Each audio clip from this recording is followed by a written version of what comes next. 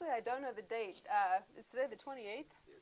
Okay, so this is Kristen Lukemeyer of Manzanar National Historic Site here with Towru Nagano for an interview for the Manzanar Oral History Project. Mark Hatchman is on the camera, and Chris, Towru's son, is here in the background. Right. It is February 28th of 2013, Right. and today in the interview we'll be talking some about Towru's childhood and growing up in Los Angeles, his time here at Manzanar War Relocation Center, his work and experiences in the Midwest, and then life back in California and Georgia too, we'll probably get to. So before we get just to started, just to have formal confirmation, is it okay with you to conduct this interview and to record it? Sure. Fine. Great. I have no problem. We do appreciate that. Sure. And I want to start off talking some about what you know of your parents' lives and experiences. Can we start with your dad and maybe with his name? Okay, my father's name is Sanezumi Nagano. Would you spell it? Sanezumi Nagano. And my mother's name is Umeko, Umeko. Terauchi is her maiden name. Terauchi. And where were they from? They're from Kochi, from the island of Shikoku in Japan. It's a southeastern island off Japan. And my father immigrated in 1906. Do you know about when he was born? I'm sorry, I don't have the information on that. I'm really not sure. Do you know anything? I think I'd be giving you the wrong information if I guess so. Do you know anything about what his family did for business or anything in Japan? No, I have no information on that. What did he say? Oh, go ahead. Well, there's one interesting thing that I was told that when Joe, when he's in the service, he went to visit his relatives in Shikoku in Japan. There was one house that was still standing, and he went to the house to ask where his relatives lived, and it turned out to be the relative's house. And so they welcomed him in, and they had a couple of hours to talk before he left and went back. But the relatives subsequently maintained contact with Joe, and they even came to the States here and visited with him. And so I think they were happy that they felt like, the family hadn't rejected them because they were the enemy or something like this. And I think now the situation is that they've built a bridge across from the mainland to Shikoku, so the travel time is lessened quite a bit. You can get right over there. I met them, one relative once, but that's the only contact that I had with them. And so I really don't have any information about my father, what he did in Japan, or what my mother did, or anything like that. Did either of them speak to you about why they decided to immigrate? He came over looking for an opportunity to rise, to become better financially improved in his situation. Plus, he was a Christian, and in Japan at that time, 95% of the population were Buddhists. so um, they didn't agree on a lot of things about religion. And so my dad, I think that influenced him enough that he wanted to come to a Christian country. And so that's one of the reasons why he left, although I think the main reason was that he just wanted to get ahead. And Were his parents Christian, or do you know anything about his that I'm not religious sure. journey? I really don't know. But my father was a very dedicated, very devoted Christian. And matter of fact, when he came over here, he joined a church and became their church secretary and a board member. And he was still very active in the church. But as a matter of fact, Joe was born in the church as a location, and he was born by a midwife. So What was the name of that church? I think I was also born by a midwife, but I wasn't born in the church. I think I was born in a home, probably one of their friends or something. I don't have, a credible story about how that happened, but that's the feeling that I have out of what I had heard. What's the name of the church that he was the secretary for and the board member? Oh, golly. It was in I really can't give you a name on it. I really don't know. And he never said anything to you about a conversion experience or any individual who influenced No, him? I don't know how he became a Christian or anything like that. But it wouldn't surprise me if it was because he just wanted to be independent. It seems to be kind of a Nagano characteristic, and he didn't care whether the general populace there were Buddhists or they were any other religion. He was going to choose his way, And I think those are the kind of people that immigrated a lot. They didn't listen to the local people that much, and they were willing to take a chance, and that's what my father did. Well, when he came over, he Do you know where he came into the country? he came into Canada, and he did some odd jobs in Canada. And some of it was agriculture, and so after a couple of years of that, he came down to L.A. and he worked for a family in Norwalk and became a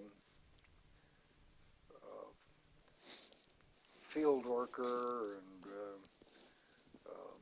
things that they needed around a farming type family. So I'm sure I don't have a farming background, so I don't know where all those duties are. But anyway, he did that with them for 2 or 3 years, and I think he felt at that point confident enough that he felt that his future was in America, and that he went back and he got married to my mother, and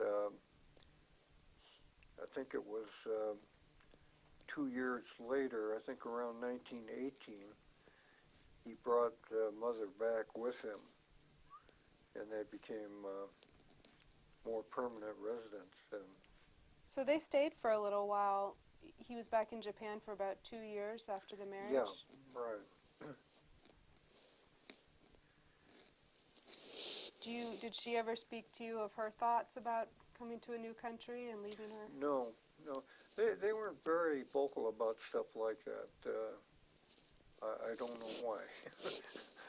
But, in our family, we lived in a neighborhood that was basically Caucasian in West LA, Sawtell. And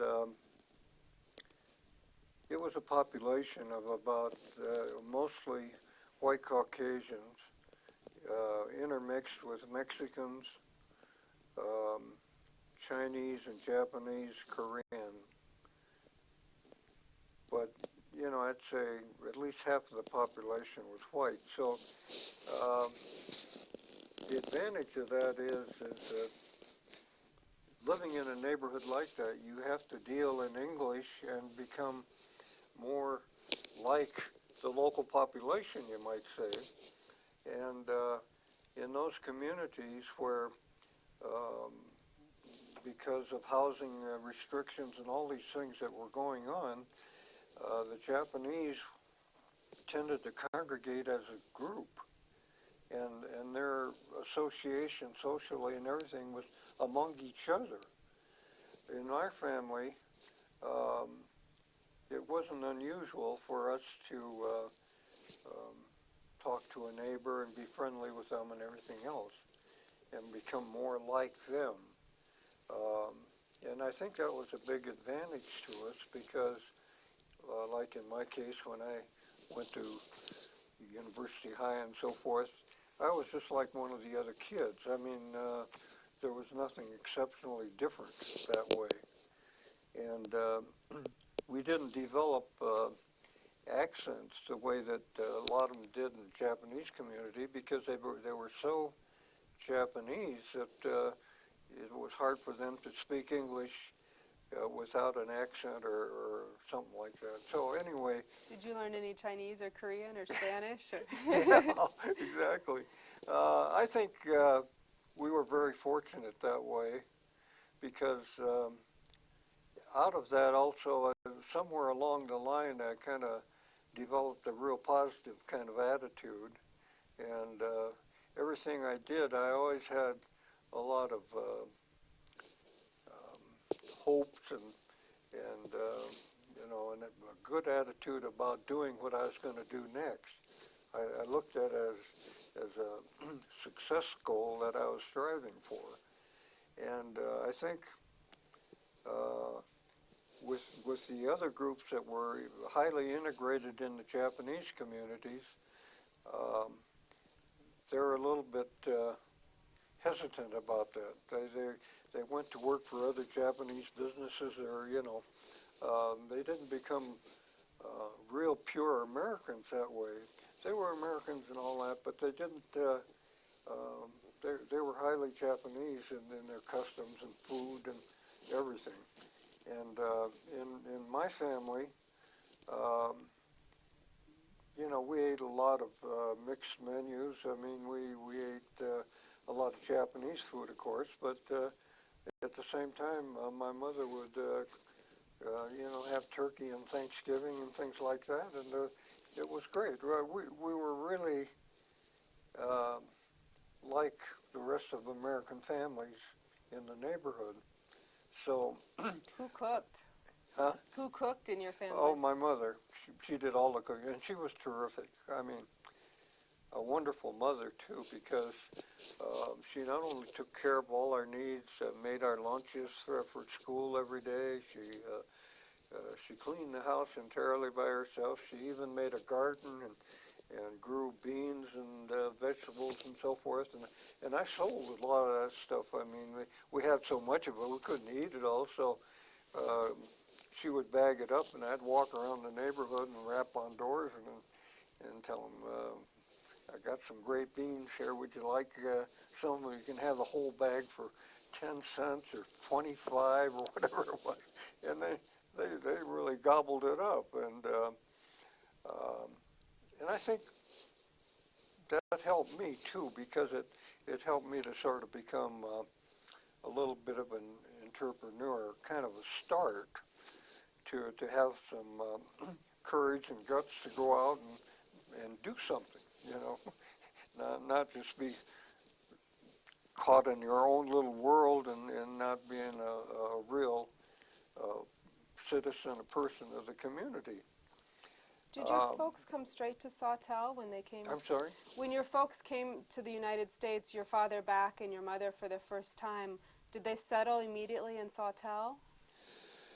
They went to Brentwood first, and my father went into business with the Takemuras, uh, who had a flower business going.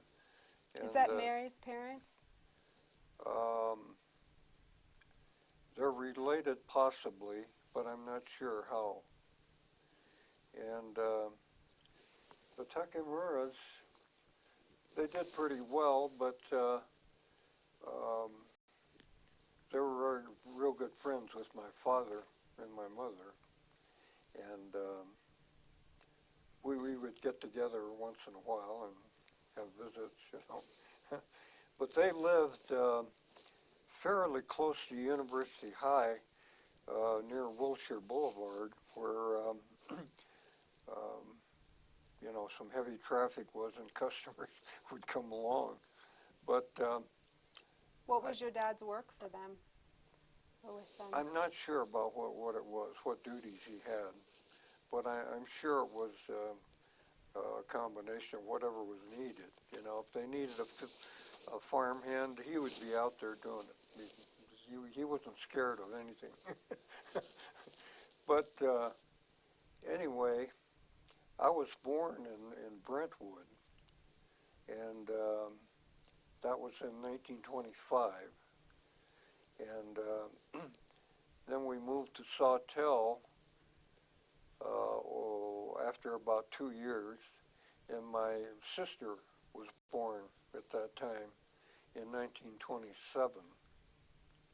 And then, you know, we kind of stayed situated in West LA, and my father had saved up enough money where he was ready to buy a house, but he couldn't buy a house at that time because they had restrictions against foreigners buying houses, especially Japanese. Well, anyway, what happened was the Depression came along in the late 20s, 1929, 30, 31, around there is when the Depression was. And there were homes being sold in West LA by the banks for practically nothing. And my father said that if you walked up and down the street, like on the street that he was on, which was Granville, there were just any number of them that you could buy, and the mortgages were for 5 years.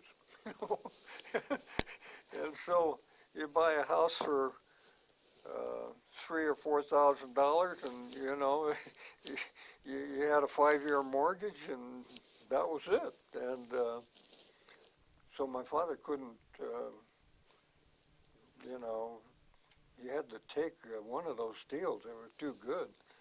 And so through my brother, he became the owner. He bought the house for my father, but it was my father's money and everything.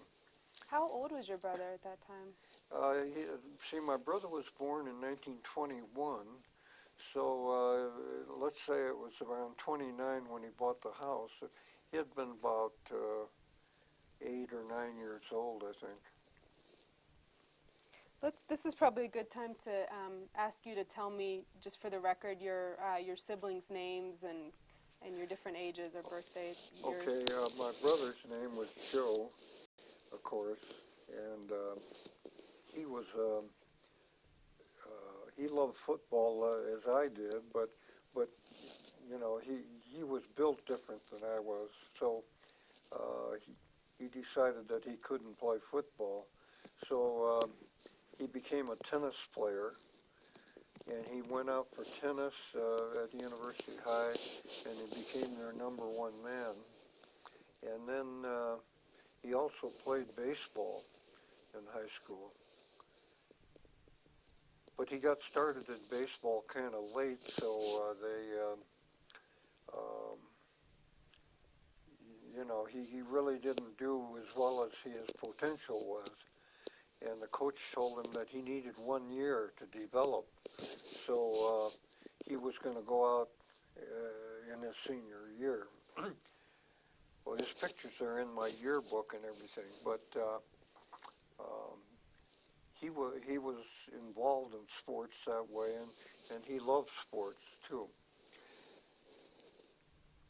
In my case, I was 4.5 years younger than Joe, and the reason was that my mother had a miscarriage.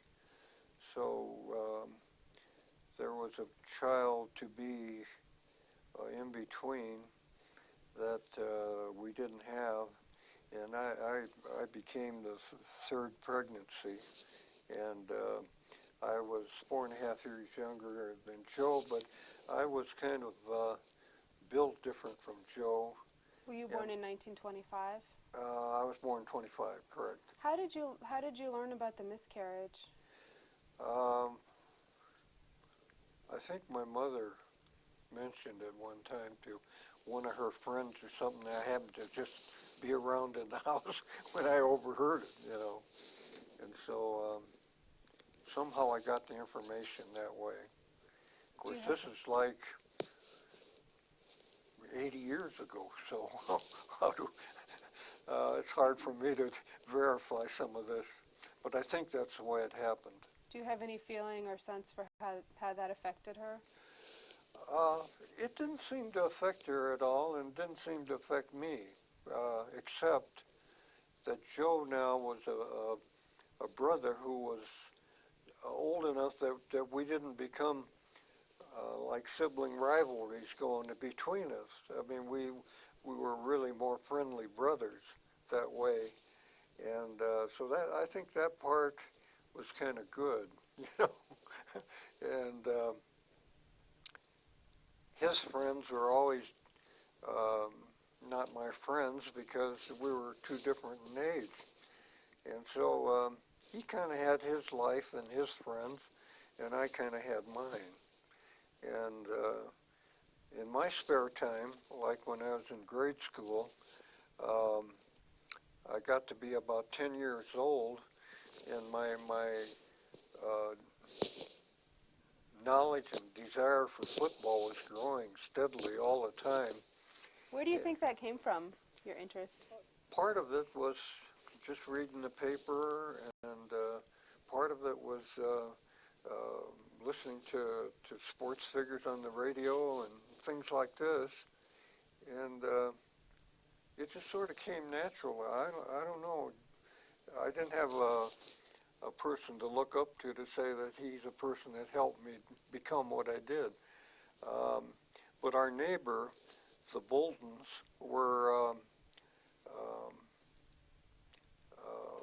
Bill Bolton was a star football guard on the Uni High 1936 team, and I kind of thought about him a little bit, but we didn't have any personal relationship between us, but between the knowledge that I had gained and him being my neighbor, I think that gave me some influence that maybe that's what I wanted to do and be, that Bill was very highly thought of by the coach and the team. Well, anyway, when I was 10 years old, I had gotten to be very interested in football, but at the same time, I was also interested in electronics a lot. And as a hobby, I started doing things like building crystal sets, one-tube sets, things like this that I built up myself. And I got so interested in that I used to listen to shortwave radio late into the night sometimes and pick up stations in other parts of the world, and I would communicate with them by sending them what we called SNL cards. and that was for shortwave listener, and SWL card.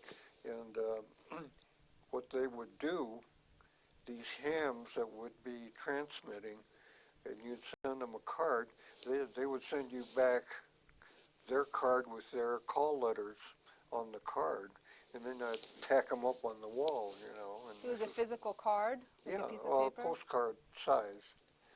And I got interested in electronics that way. Well, what happened was I got to the point where I needed a good antenna, and so I built kind of an antenna tower assembly that could be mounted on the garage and on the house, and it really became highly visible in the neighborhood.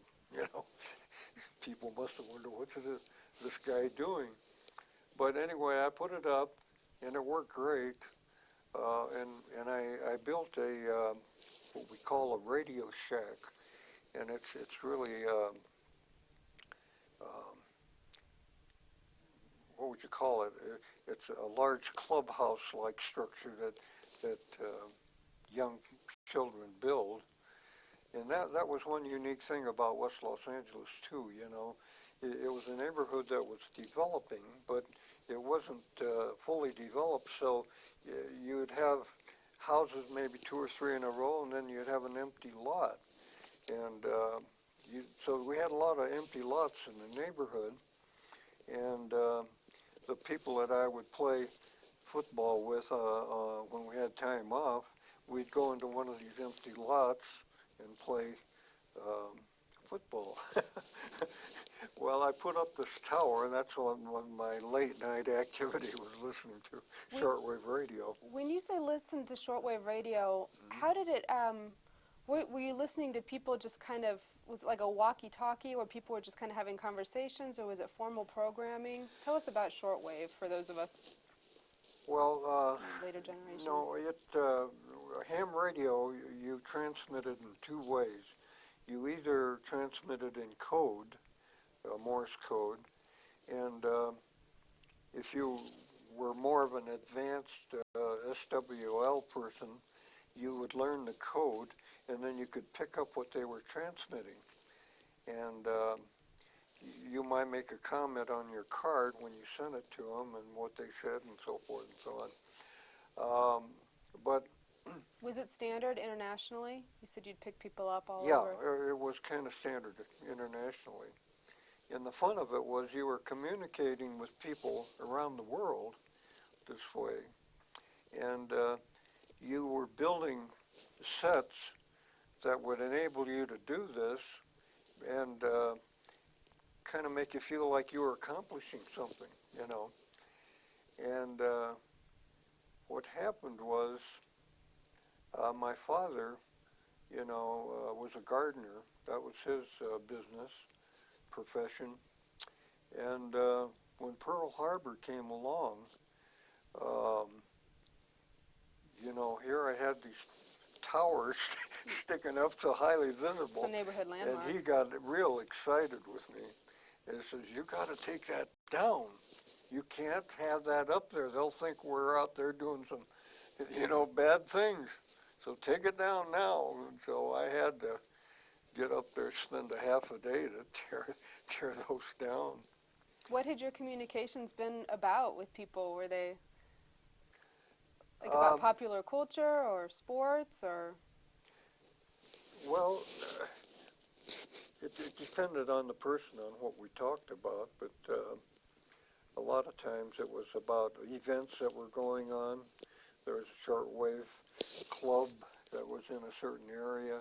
They were having a meeting a certain night, and if you wanted to go there, so-and-so from Allied Radio would be there, or whatever, you know, and that was one type of activity. The other was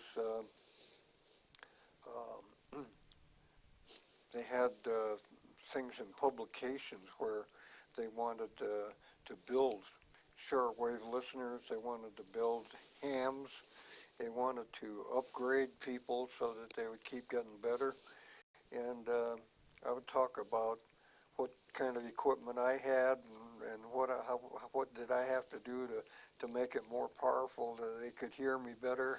So You the know, things. communications were more about radios than about, say, life in Yeah. Moscow versus West Los Angeles No, versus we didn't talk politics. Mexico City. Yeah, it was all about ham radio. And when you became proficient enough, you became a ham. You had to take a test and to get a license, and you got call letters and so forth.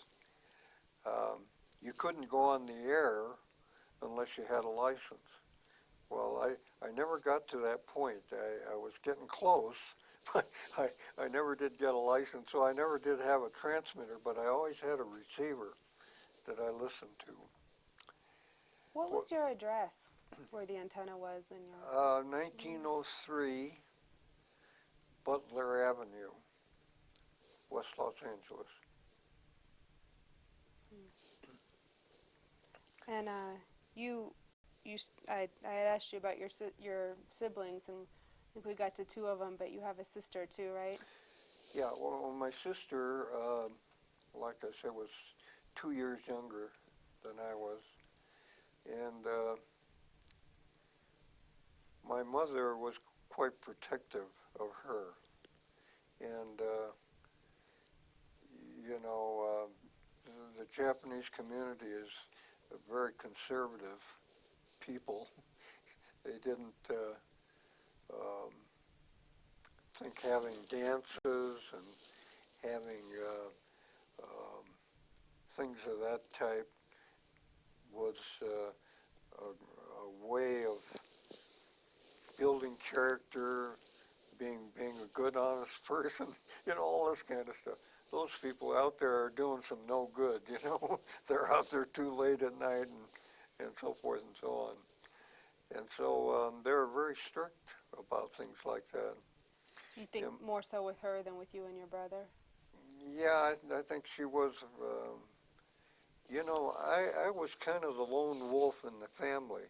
My brother was kind of the favored child in the family. And it's that way typically in a Japanese family because I think the reason is that the number one son is the one that kind of takes the ball after they retire, and they become dependent on that son.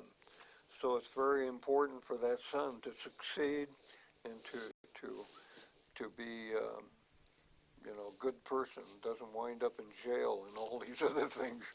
And so they get certain favoritisms that the rest of the kids do. Well, the baby of the family tends to get babied, and I was kind of in between. So they didn't pay as much attention to me. They told Joe that, no, you can't go out for football. That's too dangerous, you know. You play something else, but not football. They didn't care if I went out for football. If I got killed, you know, it's his fault, you know. How'd you feel about that at the time? Well, you get mixed feelings, you know. You kind of feel like you're kind of left out some. And then you also have feelings of not getting enough attention, I guess, you know, that kind of feeling. And, but in a way, I kind of saw myself as being lucky, you know. I didn't like too highly restrictive of bringing up. And my father was a terrific disciplinarian. And I told you about the tennis tournament situation with my brother. And that was a big concession, by the way, because... I've heard that story, but not from you, and if you want to share it, you'd be welcome to. Oh, okay. My brother begged my father to get into this tennis tournament because he was a good tennis player. And so my father said, no, you can't do it because that's a working day. And my brother just begged and begged him. And finally he said, okay, well, I'll let you enter the tournament, but when it comes to 12 o'clock, that's it. You, that's when, doesn't matter what's happening, you're out of there. So Joe said, okay. Well, when it came to the day of the tournament, um, they were 1-1. Each one had won one set. The third set was 3-2, and Joe was winning. And so it was a real tight game. And it was 12 o'clock, and my father and I was with my father then, because I worked on that day too, so I had to be with him. He walked right out in the middle of that tennis court, and he said, Joe, it's 12 o'clock, let's go. So here are all these people gaping, wondering what's going on here, you know. My father didn't care. To him, it was a deal's a deal. He's going to stand by his, you stand by yours, and that's it, you know. And so, if I were in his position at that time as a father and my son were out there playing football or whatever it was, and if I waited another 15 minutes to a half an hour, it would be over, I would let it finish out. But not my father. He was good to his word, and boy, you better do it his way. What did Joe do? Yeah, so What was Joe's response? Joe says, coming. That was it. And Why do you think he reacted that way? Or well, because as a good son, you had to do what your folks said, and he was obedient, you know, that way. So when the time came for the trophies to be awarded, he would have gotten number 2 trophy, but he was so embarrassed he didn't go. what was he embarrassed of? Well, just embarrassed his father would go out there and stop the game and all that. And he kind of visualized, well, here all the big audience there saying, oh, that's that guy's father came out, you know, and so he didn't want to be part of that. So he just didn't go. How old was he? Well, he was, I would say, in his mid-teens. Yeah, maybe 15 or 16 at that time. Doesn't take much to embarrass someone at that age. No. Well, anyway, at 10 years old, and when I got to be 10, and now football was becoming highly developed for me, on Fridays during football season, after school, I would run over to Uni High and see the last quarter of the game through the fence, you know, and that was a big thing for me. I just loved to do that. And in 1936, when they got a new coach, there were, prior to that time, by the way, University High School had not won one football game for 4 years, continuous 4 years. Not one game was won. Well, they brought in a new coach, and it was Tom Wilcox from Beverly Hills High. And Wilcox was a terrific coach. And in his first game, he came out there and they played Hollywood High School, which was a power at that time, and they won 25-6. So he really showed them, you know. And Fans probably didn't know what to do with themselves, or the players either. So yeah. you still. Well, prior to that, here's a funny part of that story. Of course, the uniforms for the teams were purchased from fan admissions, ticket sales. And of course, if you don't win any games in 4 years, your attendance is going down, and that means less and less money for renewed uniforms and so forth. Well, it got so bad that they couldn't field a team out there that all had the same uniforms. And so you had, the ends had one type of uniform, the guards and the tackles had one kind, the center would have one, and the backfield would have it. So there are about 4 or 5 different types of uniforms that this team fielded. And after that first year, when Tom Wilcox had a terrific season, they only lost 1 game, I think it was, and they beat Jordan 6-0 in the Coliseum. He, of course, was highly looked up to, but the money that brought in enabled the next year's team, 37 team, to all have the same uniforms. So this is a real jumping. And that's step. when you started to get interested, is when they started to... When 36 was when I was really interested, yeah. What elementary school were you in? I went to Sawtell Boulevard School. The principal was Nora Sterry, and when she retired, they changed the name to Nora Sterry School. She was so highly thought of.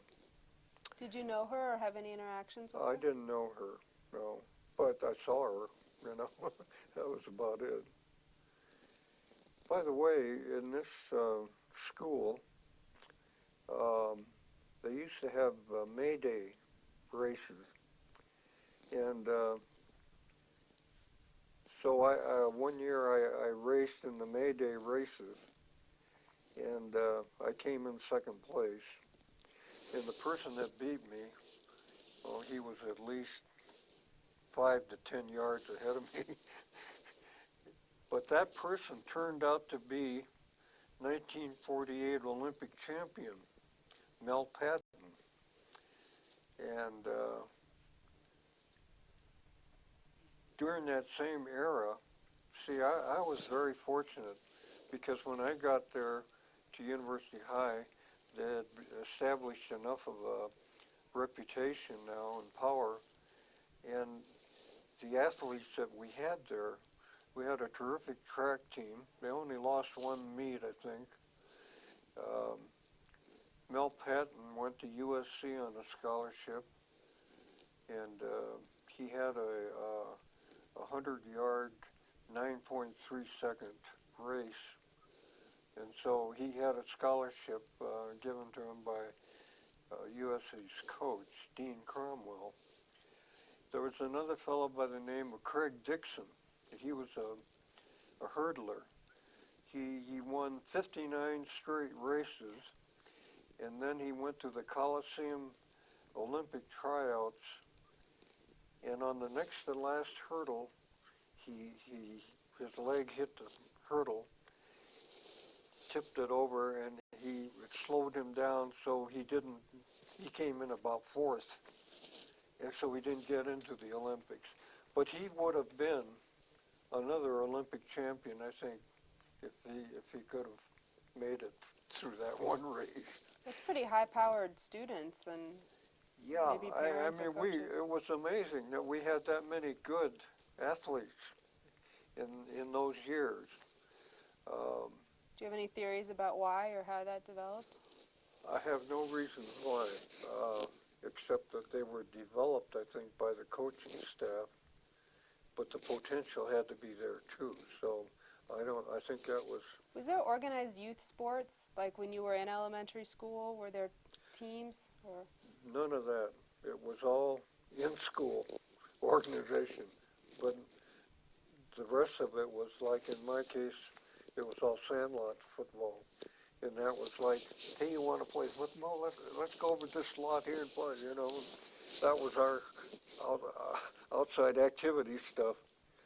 Of course, nowadays it's so different. You got, you know, all sorts of leagues and everything. But in those days, we didn't have that. What were academics like in your elementary school and your junior high? It was organized, but it wasn't, what would you call it? It was kind of a muted kind of league, you might say. I mean, we would play each other, and that would be the end of it. But it wasn't in our blood the same way it was when we got to high school. I mean, it was really something then. What other, was your family involved in a church still at this point? What other Oh yeah, they community were very activities? highly involved. And my brother, Joe, he was also highly involved in the church. And so I wasn't. Which church was it by that point?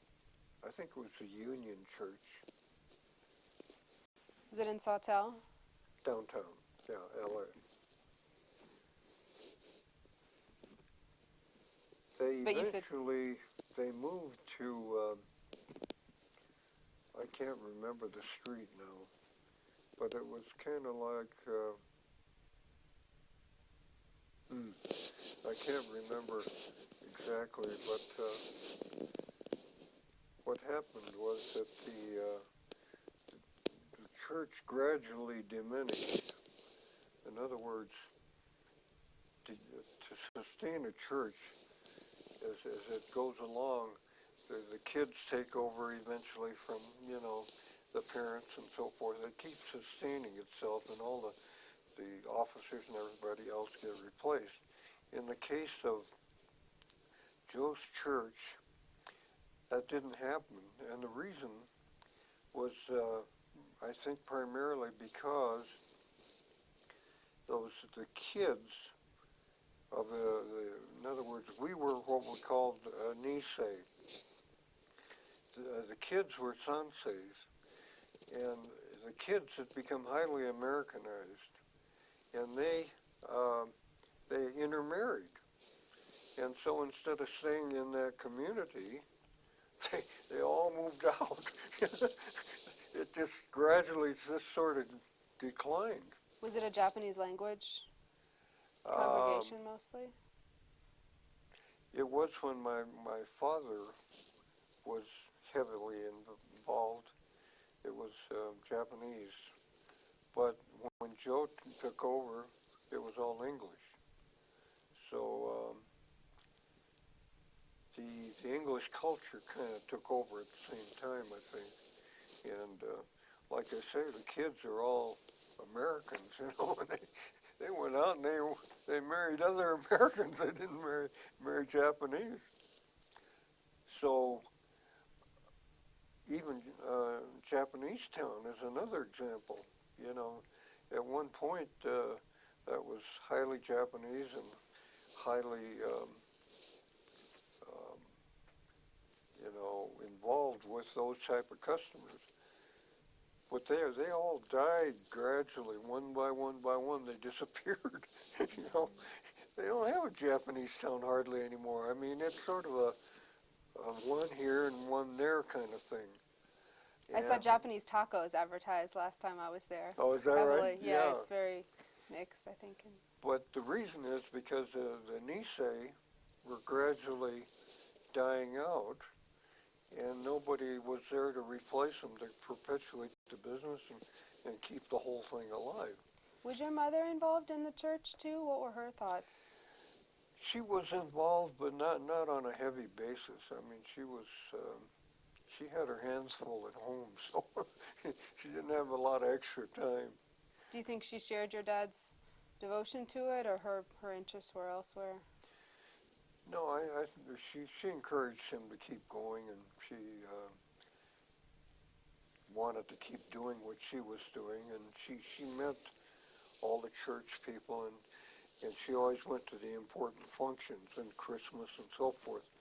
But like their daily, weekly type things, she didn't participate.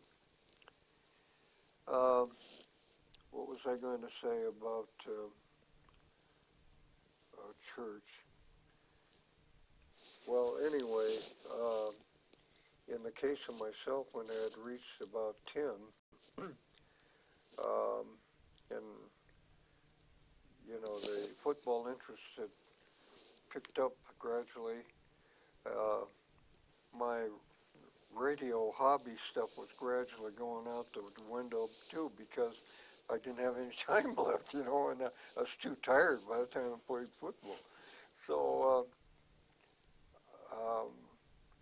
this routine, we went to Emerson Junior High School, and so I started 7th grade at about 11 and a half or 12, right around there. And at Emerson, I involved in all the sports activities and so forth. The electric teacher there, I think he kind of took a liking to my ability or something. But anyway, every time we had events and they required electronics background and supervision and so forth, he'd always have me do it. And he'd always call up the teachers during the class, and then I'd say, I need him. So, I'd be getting out of class quite a bit during those times. But I would be setting up all the speakers and the wires and everything. And I would monitor it during the program. I would be there monkeying with the controls and everything. So that was pretty active part, and I did that during the evening sometimes too. And one time at University High, their PA system went out on them, and they were having a program that night. And so my electric shop teacher, he says, you got to go over to University High and get all this stuff over. I'll supply the transportation and stuff, and you got to stay with it until the program is over. And I said, okay, whatever you say, I'll do it. That's pretty cool. Be the consulting technician as a 7th grader or whatever. Yeah, and to me, that stuff was all pretty elementary. I mean, to me, it wasn't hardly anything, but to these other kids, they wonder, my God, the guy is involved in all of that, couldn't believe it. But I was also a member of the Knight and Squires. Well, actually, I was what they call the Squire captain, who I went to the Knights meetings as well. This was in high school?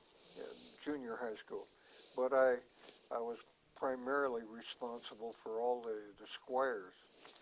Yeah, but they considered me as a Knight as well, so when they had the Knights had a meeting, I'd go to that too. And we, had games like the A9, B9 games, and we had the A9, B9 versus faculty game, and they had a bunch of that kind of stuff. And I played in all of those games, and it probably helped to maintain my interest in it too, That was all football? All football, yeah. Although we did play some basketball and volleyball too. But one other thing about during this period of time, because of the kids that we had in the school, and their parents were in the movie industries and all this, some of them, as soon as school was out and 3 o'clock came, they would go running across and they'd jump over the fence, because on the other side of the fence was Harold Lloyd Studios, and they had all of these scenes, props and everything, and the kids were actors, They were making classroom scenes and doing all this stuff, and sometimes we'd have after-school activities, and they'd say, no, we can't go because we got to go to the lot. Did you participate in that? I never did participate in the movies, no. But some of them had talent too that we got to see a little bit of, but didn't get to see it all the time. For instance, of course, those were the Shirley Temple days, and when they had all of these um, child actors, and some of these guys could play the trumpet, and they could play harmonicas, and they could do all kinds of things, and sometimes they performed in school too. But Just like a variety show?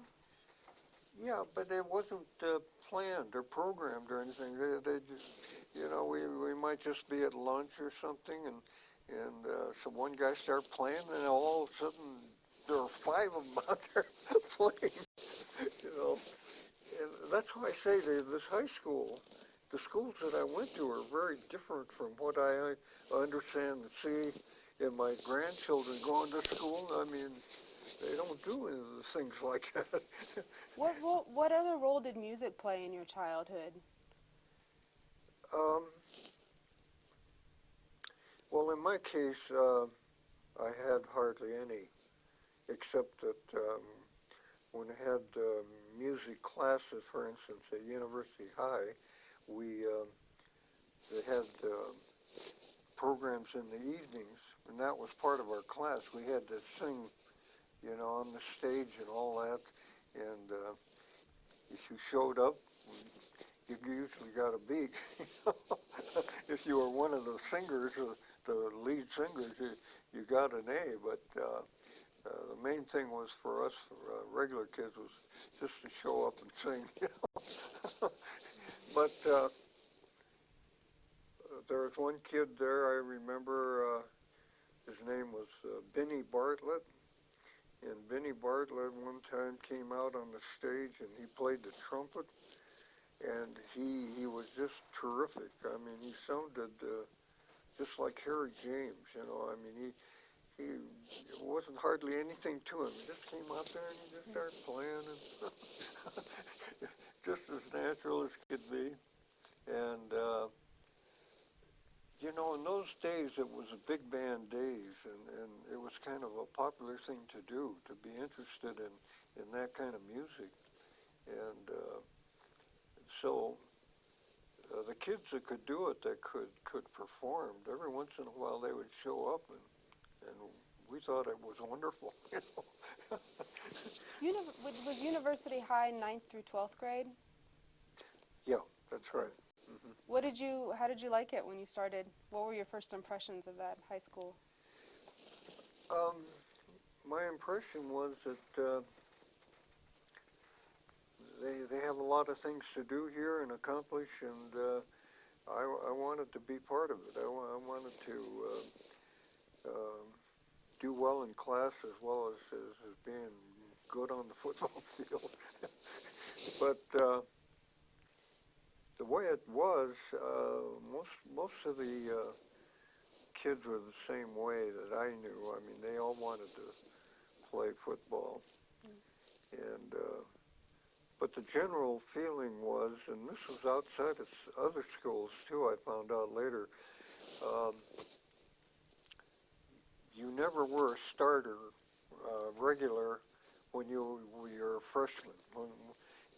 Matter of fact, in my case, when they had the tryouts for the team, I was thinking to myself, if I could just get on the team, my gosh, wouldn't that be great? And then if somebody got injured or something, I might even get to play.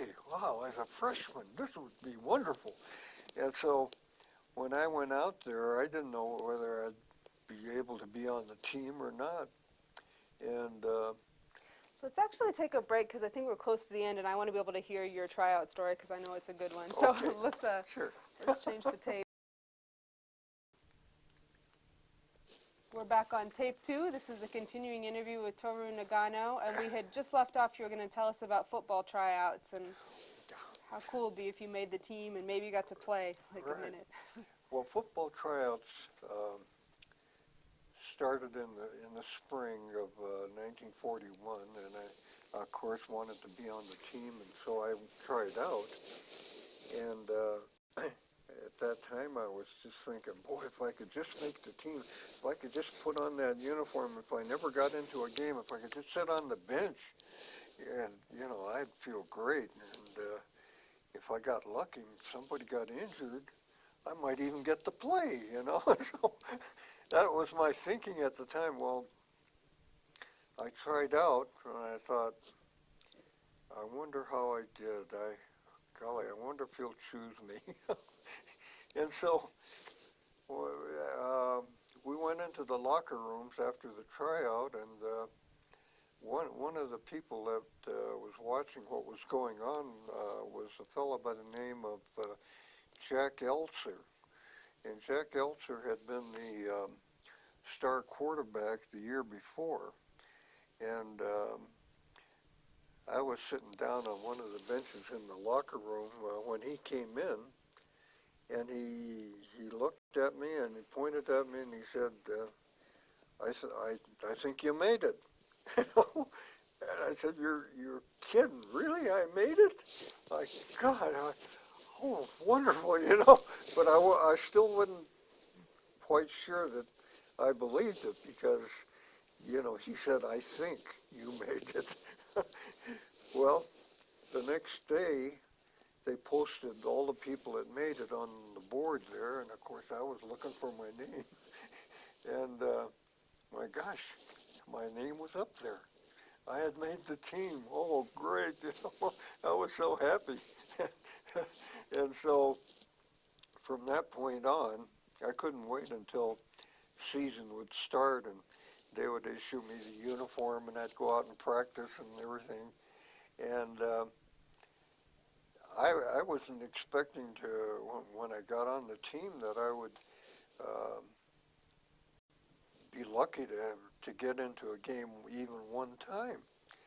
Because during those days, that's the way it was. I mean, the freshmen, they were learning. You know, they weren't regulars yet. And so I tried as hard as I could. Oh, before that, during the summer, before practicing football, I told my father that because my brother and I had to work all summer long, and the routine generally was that we'd get up at 6:30 in the morning, have breakfast, and then we'd travel out to the first location and we'd mow lawns. And the routine was that he had about 40 accounts. And Your dad did? pardon? Your father had about 40 accounts? Yeah, right. And on Monday, Wednesday, and Fridays would be half of the accounts. We'd mow the lawn on Monday, for instance. Wednesday we'd do the back lawn. On Fridays we'd do things like cultivating the flowers or cutting the hedges and things like this. So it was 3 days a week for one account. And then on the opposite days, in other words, Tuesdays, Thursdays, and Saturdays, it was the same thing. You'd cut the front lawn on Tuesday and back lawn on Thursday, and Saturday you did the hedges.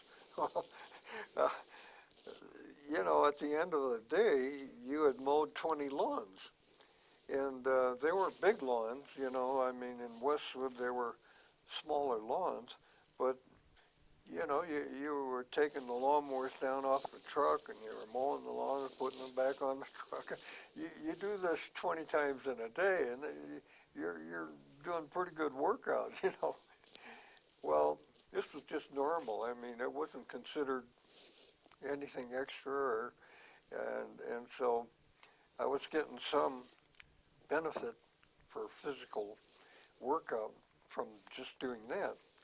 Well, I told my father, I said, well, I want to get off at 6 o'clock so that I can go down to the playground and do some workouts and exercise and things so that I can get ready for football, which is 2 or 3 months away.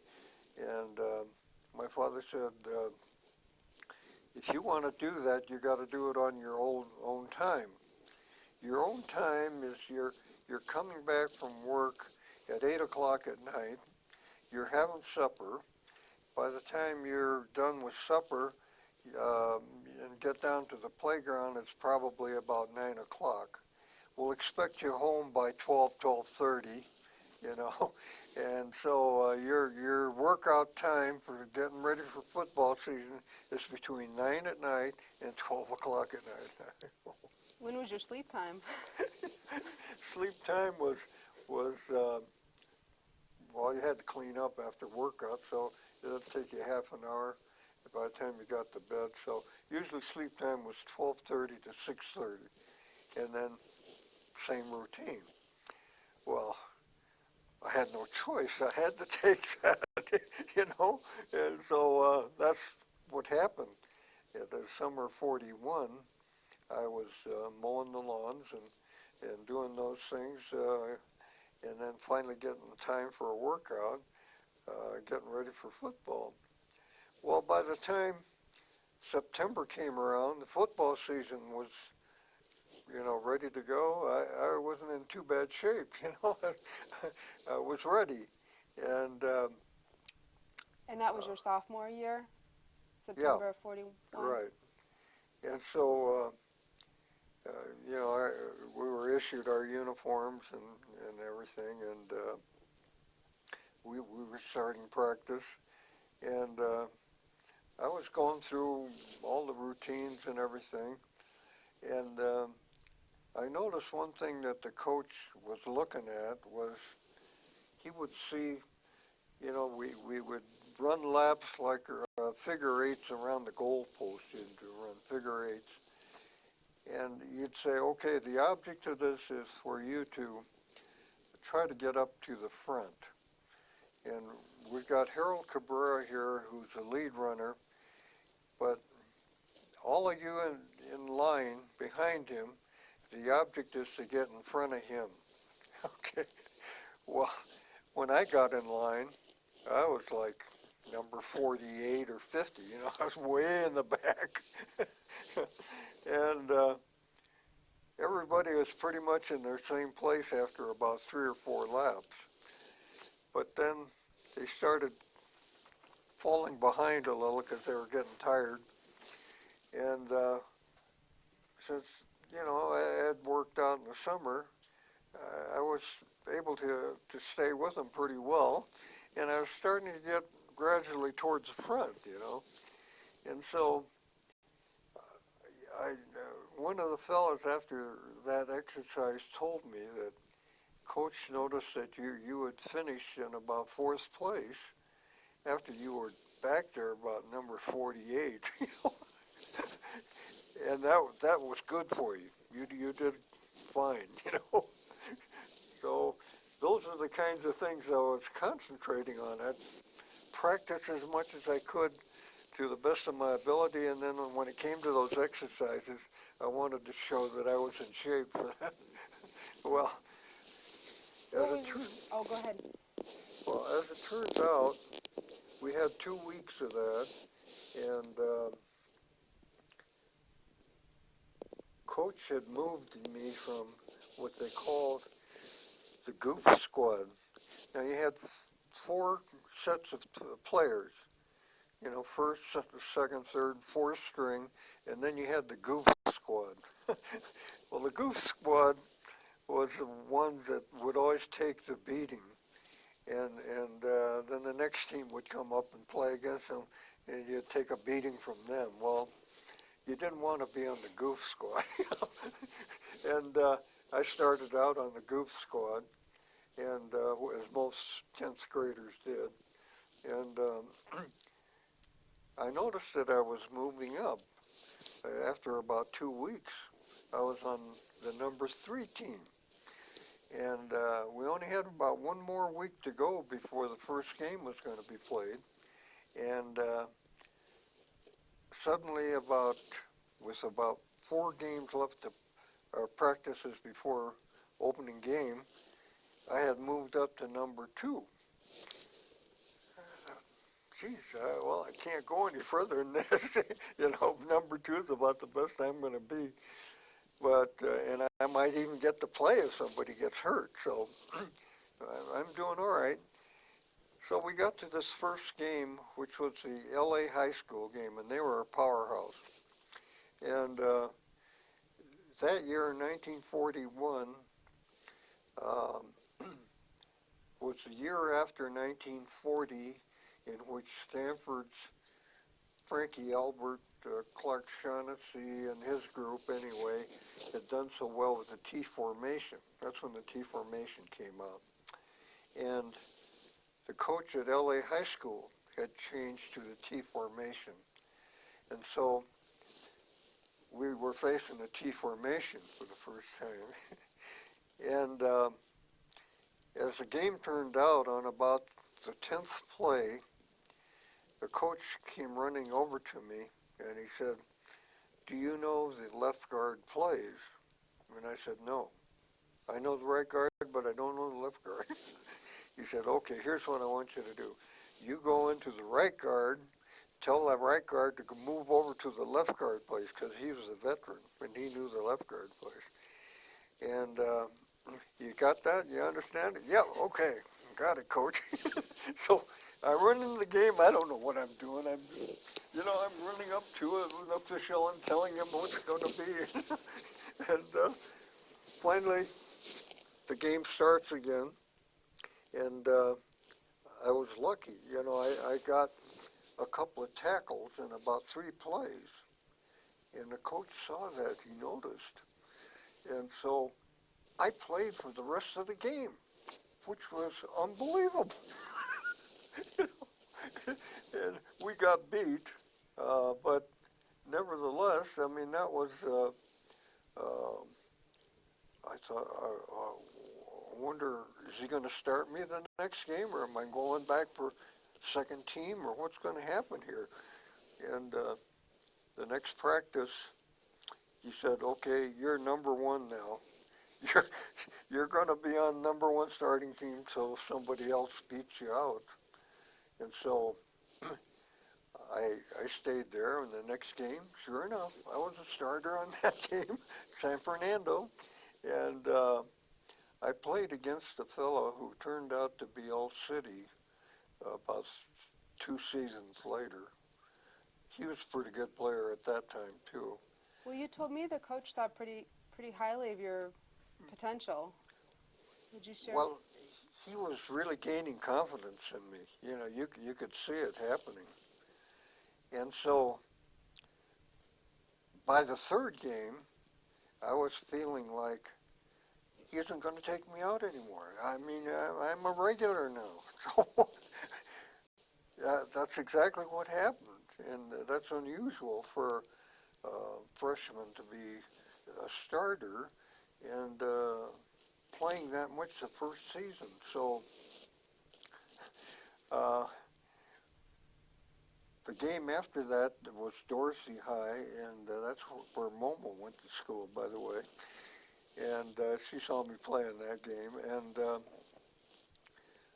I did pretty well in that game. And later the coach came running up to me and told me, "Nice going, you did great, keep doing it," And so I was gaining confidence now. I was getting to think I'm getting good enough to feel like I'm really first string, And so the next game came along, which was Hamilton. And in the Hamilton game, I blocked a kick. Okay, if you block a kick, that is really something. I mean, that's like making a touchdown, So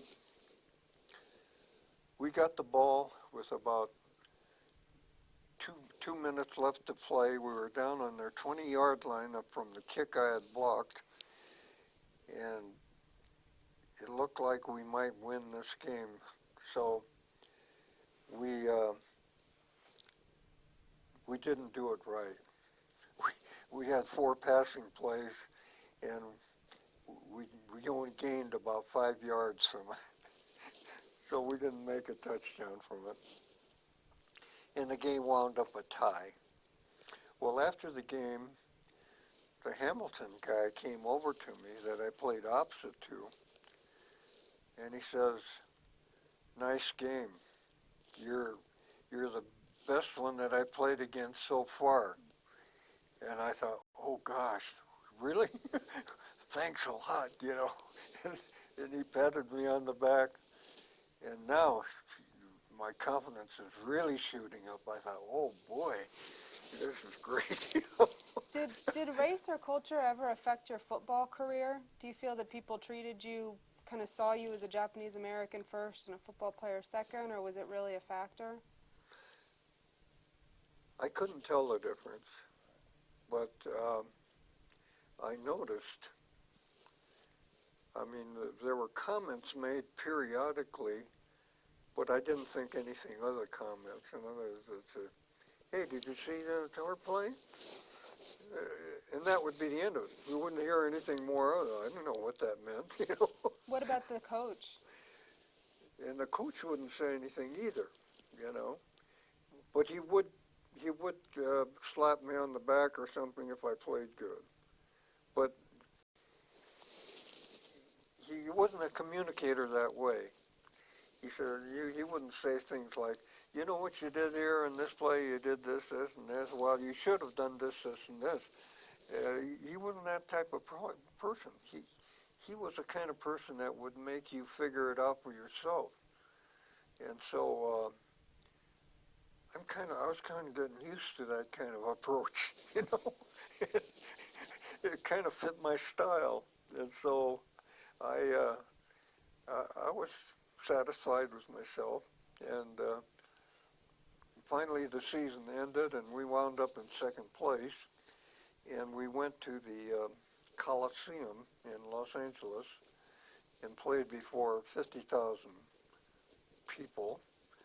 And I was in the papers, and you know, they had 3 or 4 pictures of plays that I was in, and there were other pictures of me in the paper before that too, but because that was more of a bigger occasion, they had me in there. And after that, I started to become recognized, and there are more people starting to talk to me about it. And What did your family think? I couldn't tell because my father never went to one game, not one.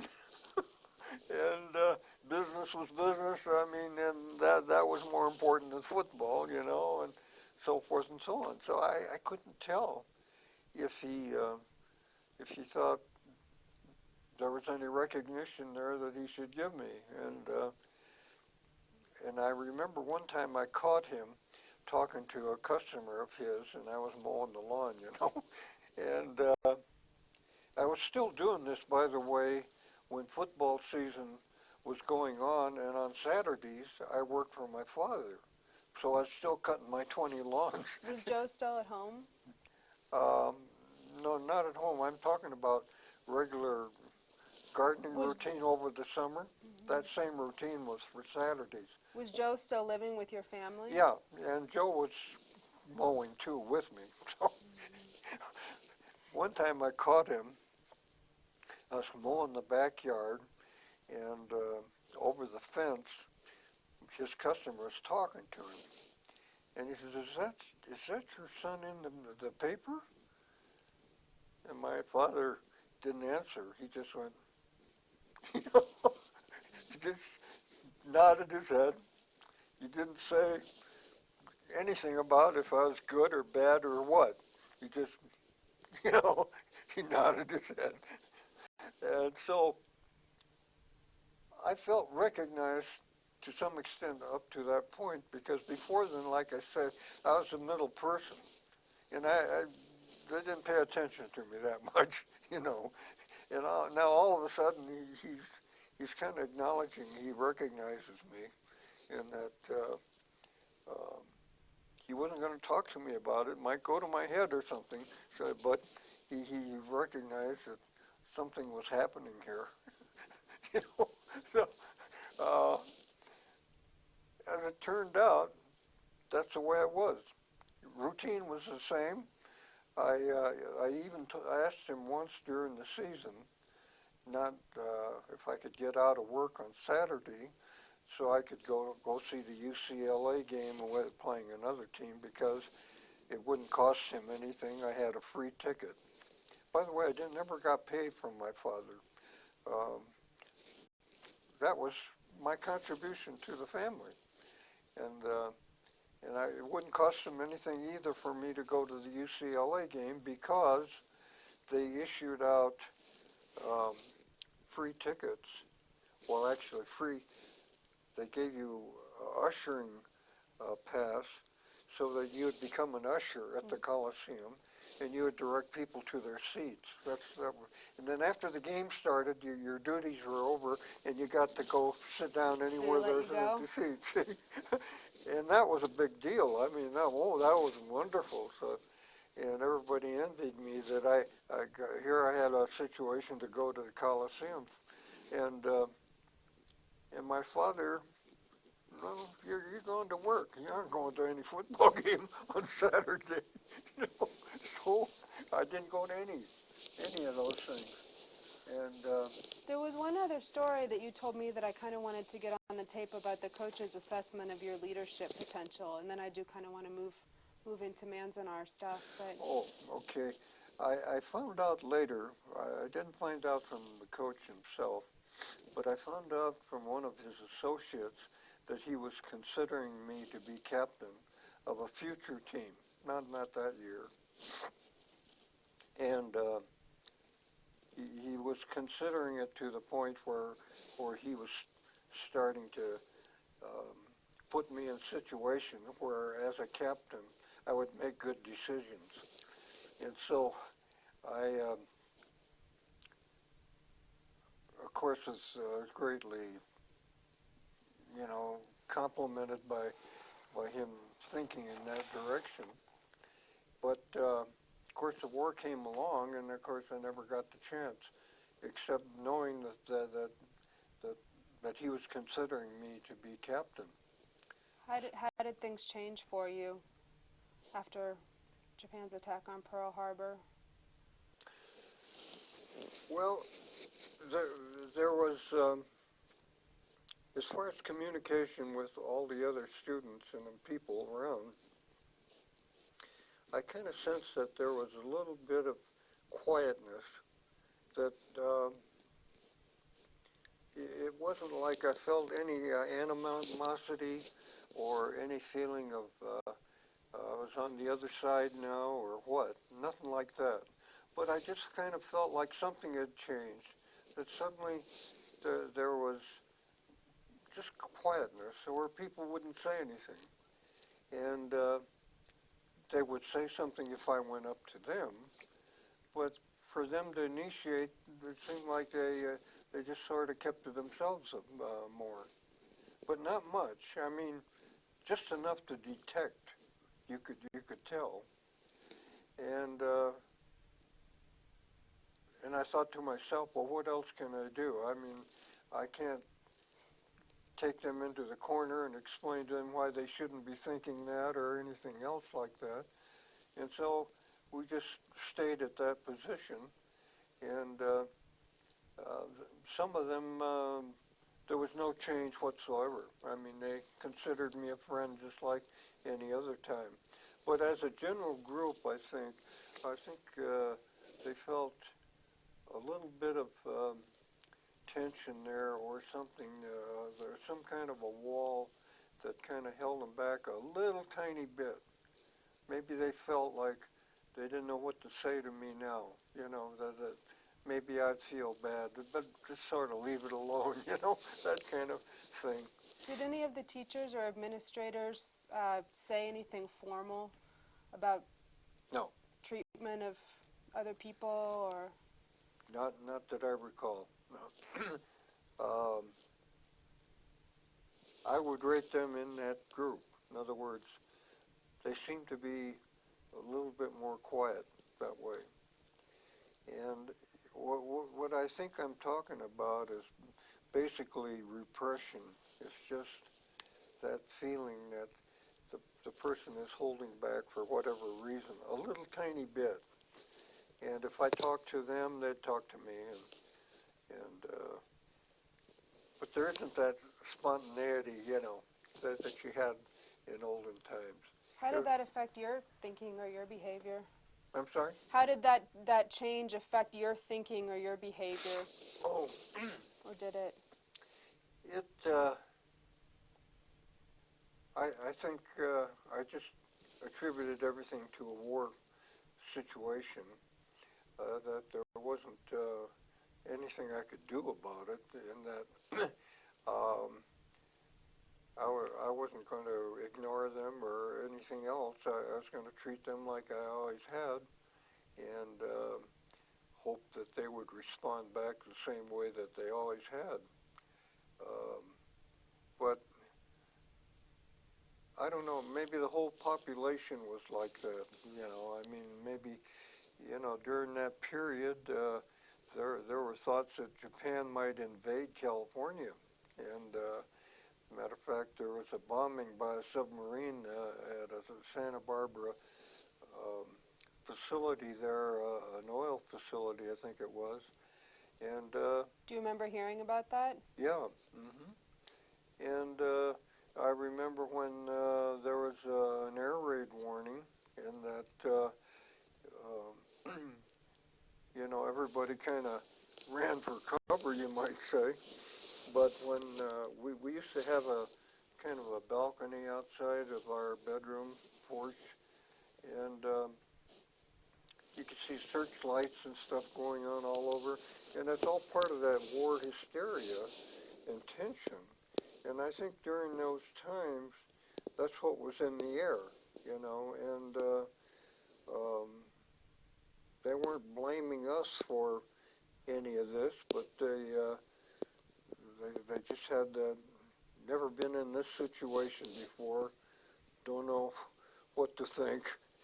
How did you find out you would have to leave your home and leave Los Angeles? I'm not sure exactly, but a notice came out that all Japanese were going to be evacuated, and that we were under restriction then at that time. We couldn't go beyond 5 miles of our house. And so 2 weeks prior to when evacuation was going to come, I quit school and went into preparation for moving. And we, took what necessary things that we could carry with us. We couldn't take anything that we couldn't carry. And I even made a suitcase, I remember, in the electric shop. The electric shop teacher let me use the welding torch and everything that he had, and I welded together some iron bracings around the suitcase so that it would take a lot of punishment. And we took all our suitcases on the morning that we were departing and walked about 4 blocks to our debarkation point. There were armed guards there, and they took us in, and our names and so forth, and they told us what bus that we would go on. And then Where was that point where you gathered? where was it at? Yeah. It was at I think it was a Japanese school, one in one of the after school Japanese schools where they taught the language. And I guess most of the Japanese kind of lived in that area, so. Do you remember the street it was on or cross street? I don't remember. But anyway, when we got there, they told us what bus we'd be riding on, and to load up that particular bus with our suitcases. So that's what we did. We had no send-off from any people that we knew or friends. But before leaving, we did have a couple of friends that came over and said goodbye, and they were, one of them was, took care of our house and collected rent on it while we were in camp, and then when we came out of camp, they, took care of business with my dad. Did they say anything about what motivated them? No, they didn't. One thing I might mention, when we lived in the Butler house, 1903 Butler, and my father bought the house on Granville, my dad's landlord was living in Seattle at the time, and so he found out from my father giving notice that he was moving and that he bought a house, and he got real excited. He said he didn't want him to move. He said, we know each other, I know you take care of the house well, and the lawn is always mowed, and the house is being maintained, and I don't want any other tenant. I want you to stay.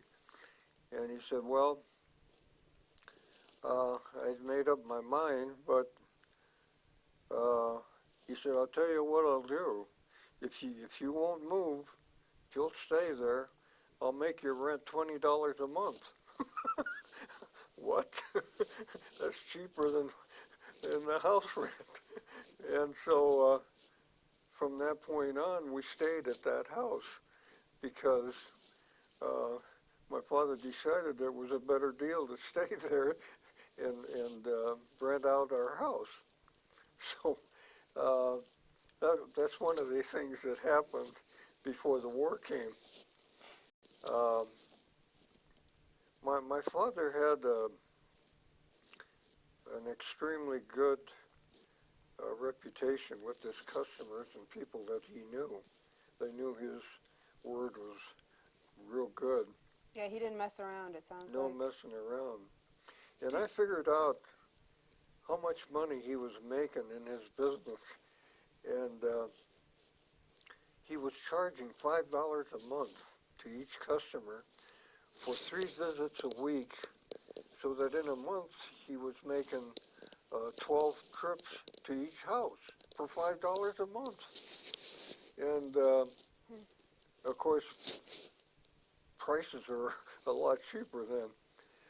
But if you worked in a grocery store, and there are people that we knew that did, if they managed the produce department, in other words, and cut all the vegetables and neatly stacked them and all that stuff, displayed them for sale, they made $2 a day, or times 5 days, that was $10 a week, or $40 a month. Okay, well, he was making $5 a customer per month, and he had 40 of them.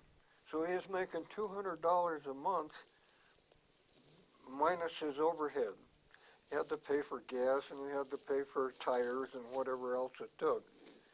But that was only about $50 a month. He sounds pretty shrewd. So he was making $150 a month, while these regular workers were only making $40 a month on working in a grocery store.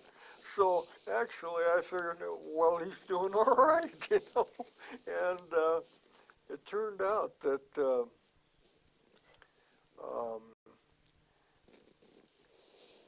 later on, when I went to work in Chicago, and I was making 85 cents an hour, I thought, oh boy, I'm making big money here, because I was comparing for what I'd learned from the money that these other people were making. I wanted to hear about your work in Manzanar, too. I know you worked with Ryozo Kato. How did that come about? Well, first of all, I worked as a messenger boy when I went to camp. And the reason they had messenger boys that they needed was that there were no telephones in the camp. So when departments had to communicate with another department, they had to write a note and then send it over with a messenger boy, and then to communicate back, we'd pick up their message and deliver it to our bosses. So it was a replacement for telephones, really. And and then the next job I had was working in the camouflage plant. And what they did is they had camouflage nets that were strung up on frames, and then they'd take a netting and they'd place it on top of the other one vertically so that all the squares lined up matched. And then what we would do was take webbing and we'd weave them in and out of the holes to match the pattern that they had placed up there. And then after we got done, they have a checker come in and he'd check each one to make sure that it was correct. And then they would drop it and fold them up and get them ready for the day's shipment. And I did that for about 8 months, I think it was. But the problem with it was, for me, the webbing, you get little pieces of threading that just fills the air. And you had to wear a mask in order to keep it out of your lungs. And sometimes it would kind of burn in your eyes. So I knew that long range, I didn't want to stay at this, but I'd stay with it for a while anyway to make a few dollars. And so after about 8 months, my next job, I decided that I'm really getting out of shape. I'm not doing anything physical. So I went to Mr. Towru and told him I was interested in working for him because I wanted to do some physical things. And he says, I got an opening. Do you want to get on? Well, what you'd be doing is you'd be out there digging holes in the ground and we'd go up in the mountains and we'd collect some rocks and stuff so that we'd make gardens next to the designated locations, and even have fish ponds in them in some cases. And I said, oh, that sounds great. I'll take it. So How did you know him? How were you acquainted with him? I'm not sure. I might have seen him working someplace, and I decided that I'll inquire about this thing. But one of the beauties of the job was he'd go up and he had a pass, by the way. Well, we'd go to the gate, and he'd show his pass, and they'd let him by. And we'd go up into the mountains in a truck, of course, near How a many of you stream. would go? Just the two of you? Was it just the two of you, or how many people would go? No, there were about a half a dozen of us, about 6 of us. And we'd work hard and load the truck with rocks and everything. And then he'd say, okay, you guys, you can take a break now. And if you want to kick off your shoes, you can put your feet in the stream there and cool them off for 15 or 20 minutes, And we said, oh, great. And sometimes we ate lunch out there too. So Which direction did you go from the camp? we went up into the mountains. In other words, there's a Sierra Range that's on the west side of the camp, and Mount Williamson was the one that was kind of in the middle of it. So we'd go up towards the peak of Mount Wilson, and like I say, there was a stream that ran down alongside of it. So we'd go in there, and Was it Shepherd's Creek? Do you remember the name of which one you go I up? don't remember. But There's it Shepherd's to the was, south and George's to the north. I've been up roads to the south, like through where the agricultural fields were. Is that where you would usually go? Well, the agricultural fields, as I recall, were kind of more on the northwest side, up towards the hospital more. Okay. But the road going up to the mountain was near the Guayuli plant. Do you remember that in the corner? Where the Lathe House was? Yeah, On the southern corner? right. Okay. And there's a road there that went up into the mountains. And of course, working on, in the rocks, when you got a hot sound that's beating down on them, your feet would get kind of hot, and yeah, they're pretty worn too, because you're lifting the rocks up and then you're carrying them to the truck and dumping it. Who else was on the crew? Were they younger people Younger like you? guys, Or? yeah. One of them was his son, and sometimes you'd get 2 or 3 guys to lift up one rock too. I mean, some of them were pretty good size. How'd you decide which to take? Well, we had an idea what kind we wanted, and so he would check them out if we had a question on it. But he was usually by the truck when we loaded them, so he knew whether he wanted them or not. You'd hope they pass muster, right? Yeah. Did he kind of instruct you? Did he teach you guys? I don't remember it that he did, but his son was with him for quite a while, so he knew what kind of rocks to get too, Well, anyway, you'd kick off your shoes and put them into that stream, ice cold water from the mountain, snow melting down, and it felt really great, We thought that was wonderful. And then we learned later on there were trout in those streams too, And we were told that some guys had caught some, took them into camp, and the cooks wouldn't cook them unless they got a share of it. There was some of that went around. Did you do any other work for Kato besides loading the rocks? Mounting them, and we were planting some of the greenery around it. Where, on what sites Mess halls were one. do you remember the blocks? No. He's got a garden in block 9, and there's one in block 10. Yeah. I don't remember the locations of those. But they were mess hall gardens. Yeah. And there were a couple in there that I thought we did a pretty good job on. I mean, they really enhanced the area. And did people talk to you while you were working and tell you what they thought of your building a garden? yeah, What'd they say? there were people that were looking and, giving us some advice, But Did you ever take their advice? sometimes we'd nod our head, but we'd do it our way. But, one thing I did notice that the farmers had exceptionally talent. Here we are in the middle of a desert, and you wouldn't think one thing would grow out there, Yeah, the ground would look like gravel and dirt that it's not for vegetables to grow, But, boy, those guys knew exactly what to do. And Did you ever speak to any people, farmers or other? Did you have communication with people from No, I Lone didn't have Pine, any or? communication with them.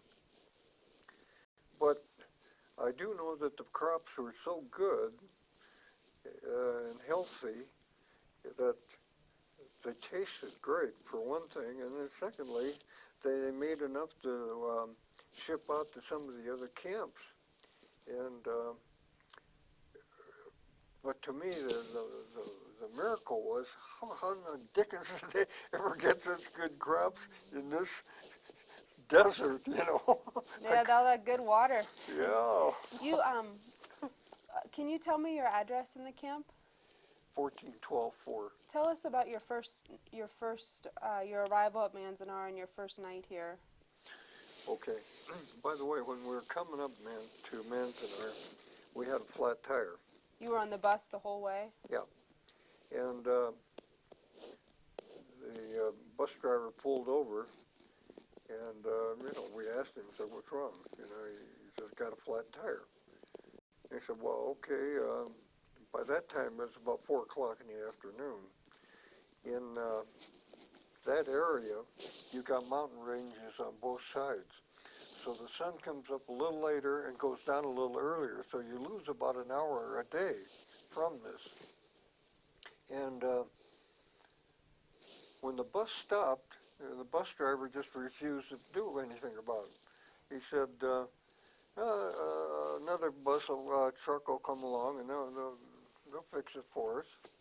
And so I thought, well, maybe they have an emergency truck that's following the caravan and just for that situation. Well, after half an hour, nothing came along. In the meantime, it's getting a little darker, and so Joe and I went up to the driver and said, let's fix it ourselves. And he said, well, you can, but I'm not. Maybe bus drivers. I bet that made your dad and his work ethic nuts. Well, maybe bus drivers got a certain rule about that they're drivers. They don't fix flats. Well, anyway, so Joe and I said, we'll take care of it. Just show us where the spare is and so forth. And so he and I fixed it, and it took about a half an hour to get it done. And told the driver to move on. We're ready. So it was pretty late when you got to Manzanar? Yeah, it was about 4:30 in the afternoon. In those days, I think sun set about 5. You got maybe a half an hour more light but it was dimmer light because the sun was shining over the mountains. What month was it when you came to Manzanar? It was April. Mm-hmm. Yeah, so anyway, we got rolling again, and we got into camp. And my impression of camp was, God, what a desolate, crude place this is. What is this place, we saw lumber where they were building barracks, and we saw, a lot of things that weren't completed, and yeah, where are we going to live? I mean, no trees, it just, the whole thing looked like it wasn't ready for occupation, But, like I say, Momo was the one that helped us with that, because she knew where the place was and helped us. But my impression of the camp was, first, it was not ready for us, kind of incomplete. And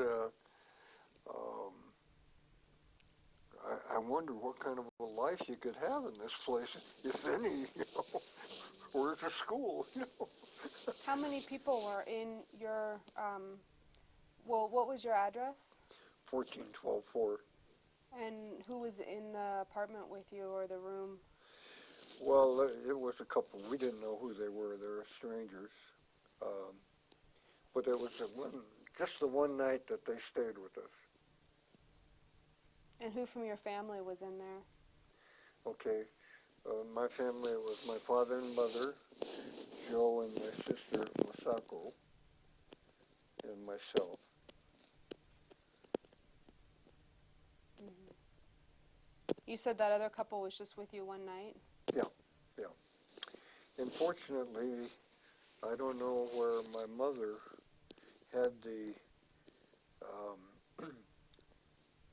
wherewithal to bring a sheet with her as an essential item, but she brought a sheet, and we put up a wire, and we used that as a shield to block off the beds and everything, so that you would have some sort of privacy, you might say. So there was kind of a sleeping area and a waking area? Yeah, right. and I don't know what we would have used if she didn't have that. Where'd you get the wire?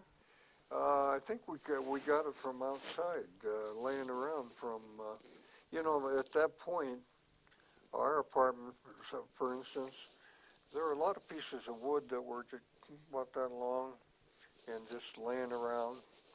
And I think what happened was that they would have trucks that would come by later on, and they would have guys that would go around picking up these spare pieces and throwing them in the truck, see. Well, I thought to myself, we have no furniture? Why, my gosh, I'll build one then, So I got some of those scrap pieces, and I built a desk and a stool, like, for, which I'm really happy that I did, because I wouldn't have had anything to study on, when we had school. And I might mention about school. Did you make that desk very early, pretty much right when you got Very there? early, yeah. And I don't know how I built it, because I didn't bring a hammer with me. Where did I get the nails? Well, I think there were nails laying around. But I didn't have any tools with me, so I don't know where I got the hammer, but somewhere I did. What else was in your apartment right when in that first month? Just Can the you describe? beds and the furnace, the stove. That's all that was in there. Did you bring anything kind of in a decorative way, or? No. Didn't have room in the suitcases. We had to have our clothes in there, so. Where did you store them? Where did you store your clothing? We kind of made a little closet out of one corner of the bedroom, and it wasn't fancy, but I think I got a scrap piece of lumber that we used for a hook line, and but the thing I was going to say is that if I didn't make that disc, it would have been hard to study. We only had the one light in the center of the room, and so we had homework every night. And if you didn't have that desk to work from with a light, it would have been hard. Did you and Masako share the desk? What did she do for study? Yeah, we did something like that, I remember. But we'd have to move the desk every night so that one of the cots could get in there. But at least it was something. I mean, it would have been tough without it. You would move it in and out of the sleeping area? Yeah. I never asked any of the other students how they got by, but in my case, I felt, gee, I didn't want to try to do my homework lying down on the cot, so I think it helped to make me be competitive in class. I get my work done anyway, Being able to study, having that place. Yeah. It sounds like in a couple of those letters that your brother donated, I think people say Towru's in the library now. Tell us about the library. And yeah. what did it look like? There was a What did it program mean to you? of making do with whatever you could find or whatever was available. I mean, I tried to do the best I could, and the days were hot, and then we had dust storms sometimes, and to study and do work, they're tough conditions. Did you have connection or any interactions with the block manager in 14? Well, they were friends. The block secretary was Hiroko. I don't know if you remember her, but Hiroko was a good friend of mine. What was her last name? I can't remember her last name now. She was the block secretary, you said? Yeah. So did she work for the block manager? Yeah. And she lived right next door to the office. So it was easy for her to just go around the corner, unlock the door. Is it Takanaka? That's okay. Can't remember. What was the office like inside? I know Elisa was hoping you could describe. As you walked in the door, what did you see ahead of you of the block manager's office? There's a lot of floor space I remember there too. In other words, there wasn't a lot of furniture. But as I recall, there was kind of a counter like maybe about 6 feet long and maybe 30 inches deep. And they had it set up from the wall coming out towards the center of the room. So it stuck out long-wise into the room? Yeah, yeah. What was on it?